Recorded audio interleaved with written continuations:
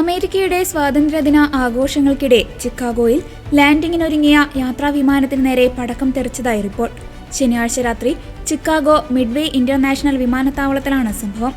52 യാത്രക്കാരും 6 ജീവനക്കാരുമായി സഞ്ചരിച്ച ഡെൽറ്റ എയർലൈൻസിന്റെ എയർബസ് A319 വിമാനത്തിന് നേരെയാണ് പടക്കം തെറിച്ചത്.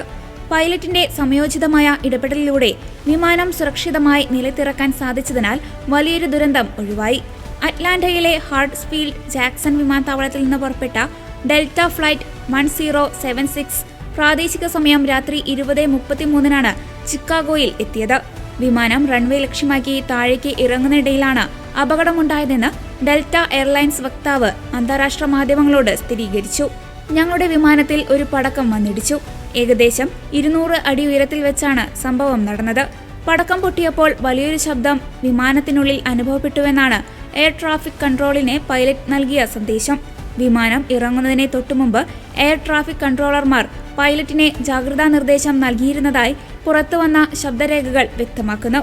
വിമാനത്താവളത്തിന് സമീപമുള്ള ജനവാസ മേഖലകളിലെ വീടുകളിൽ നിന്ന് വ്യാപകമായി പടക്കം പൊട്ടിക്കുന്നതായി കൺട്രോളർമാർ പൈലറ്റിനെ സന്ദേശം അയച്ചിരുന്നു. ഇതിനെക്കുറിച്ച് നഗര അധികൃതർക്കും ചിക്കാഗോ പോലീസിനും വിവരം നൽകിയിരുന്നതായും എയർ ട്രാഫിക് കൺട്രോൾ വിഭാഗം വ്യക്തമാക്കി. അതേസമയം യാത്രക്കാർക്കോ ജീവനക്കാർക്കോ യാതൊരുവിധ പരിക്കുകളും സംഭവിച്ചിട്ടില്ല. പരിശോധനയിൽ വിമാനത്തിന്റെ പെയിന്റിനെ നേരിയ കേടുപാടുകൾ സംഭവിച്ചതൊഴിച്ചാൽ മറ്റു വലിയ സാങ്കേതിക തകരാറുകളോ നാശനഷ്ടങ്ങളോ കണ്ടെത്താനായിട്ടില്ലെന്ന് ചിക്കാഗോ പോലീസ് ഡിപ്പാർട്ട്മെന്റും എയർലൈൻസും അറിയിച്ചു. സംഭവം ഫെഡറൽ ഏവിയേഷൻ അഡ്മിനിസ്ട്രേഷനെ അറിയിച്ചിട്ടുണ്ട്. അമേരിക്കയുടെ സ്വാതന്ത്ര്യത്തിന്റെ വാർഷികാഘോഷങ്ങളുടെ ഭാഗമായി രാജ്യമുടനീളം ഔദ്യോഗികവും അല്ലാത്തതുമായ വൻ കരിമരുന്ന് പ്രയോഗങ്ങൾ നടന്നിരുന്നു.